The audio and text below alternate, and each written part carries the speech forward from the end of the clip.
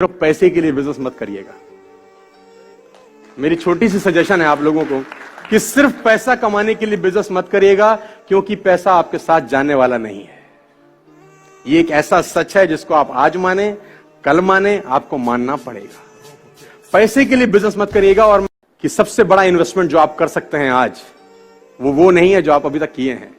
सबसे बड़ा इन्वेस्टमेंट वो है कि आप एक हफ्ते के अंदर, अकॉर्डिंग टू मी, एक पूरा दिन अपने बच्चों के लिए डेडिकेट कर दीजिए। That is the biggest investment of your life. एक दिन, कोई भी दिन, चाहे वेडनेसडे, थर्सडे, फ्राइडे, भूकंप आ जाए, बाढ़ आ जाए, दुनिया इधर की उधर हो जाए, अलट पलट हो जाए, लेकिन वेडनेसडे का मतलब होता है कि बच्चों के साथ बिताया गया दिन। That's it. कंपनी जाए भाड़ में, आग लग जाए इसमें।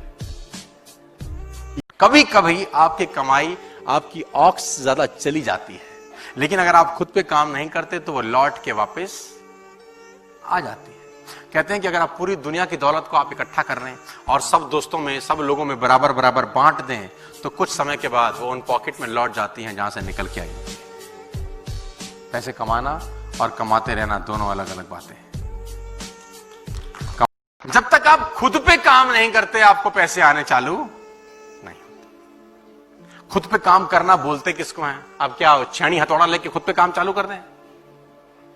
खुद पे काम करने का जो पहला फिलॉसफी है, जो 90% लोग कभी नहीं करेंगे, या 95% बोलूंगा तो भी गलत नहीं होगा, मेरी बात को अदरवाइज मत लीजिएगा। अगर आप यहां से कुछ लेके जाना चाहते हैं तो जरूर लेके जाइएगा कि जो मैंने आपको शुरू में 2 चीजें बताई थी। Copy cat and you have to become a good reader. Really, if you want to grow in your life, you have to become a good. और मैं ये बोलता हूं 100 बार, 10 बार, 50 बार, 1000 बार बोलता हूं, बार बार बोलूंगा, क्योंकि सफलता किताबों से होके ही गुजरेगी और कोई रास्ता उसके पास भी नहीं है। मालूम चला कि सफलता के लिए आपको पढ़ा, तो मैं साल में एक किताब कभी पढ़ लेता था तो बहुत चौधरी हो जाता था। आदत क्या कन्वर्ट करी, साल में 2 किताब पढ़ने की आदत डाली, फिर 3 हुई, फिर 4 हुई, फिर 6 हुई। आज आप पता नहीं मुझ पे कितना ट्रस्ट कर रहे हैं। टुडे मैं करीब करीब 1 हफ्ते में 1 किताब चाट जाता हूं, 1 बुक इन अ वीक। और मैं कर देता हूं ये काम क्योंकि मुझे ऐसा समझ में आ गया है कि अब ये दोस्त हो गए, books are the best friends. ये पहले समझ में नहीं आया, धीरे धीरे धीरे धीरे आपको समझ में आना चालू होता है। तो आदत आपको ये वाली बनानी। हम लोग अगर हार गए ना तो उसका अफसोस ही नहीं मनाते।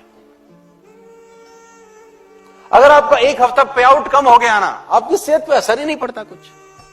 आपको क्या लगता है अगले हफ्ते ठीक कर लेंगे? अगला हफ्ता कभी नहीं आता दोस्त। मैं तो चाहता हूं कि अगर आपका 1 हफ्ते का पे आउट ना आए ना सर, तो ऐसी पनिशमेंट अपने लिए रख लो कि अगले हफ्ते सारा आग लगा डालो।